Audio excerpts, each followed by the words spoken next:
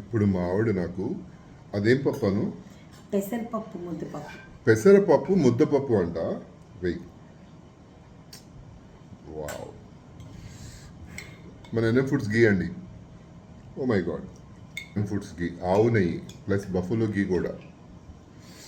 కొంచెం దీనిలో ఈ పప్పులో కొంచెం మన ఆవకాయ గుజ్జు వేసుకుని నెయ్యి వేసుకుని అండ్ ముద్దపప్పు ఆవకాయ నెయ్యి తింటే ఉంటుంది. మీకు తెలియదా చెప్పండి. కాకపోతే కరెక్ట్ టేస్ట్ ఉన్న ఆవకాయ తినాలండి.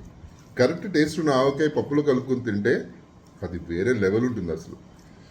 అది నాకే కుదురుతుంది, నాకే సాధ్యమవుతుంది అండ్ మా ఎన్ఎం ఫుడ్స్లో ఆర్డర్ పెట్టిన వాళ్ళకి సాధ్యమవుతుంది.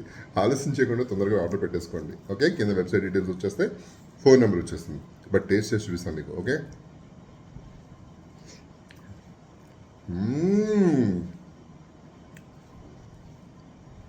వా, అమృతం అండి ఆవకాయ ముక్క. ప్రతి తెలుగింట్లో ఉండాల్సినది వస్తువు ఏంటి?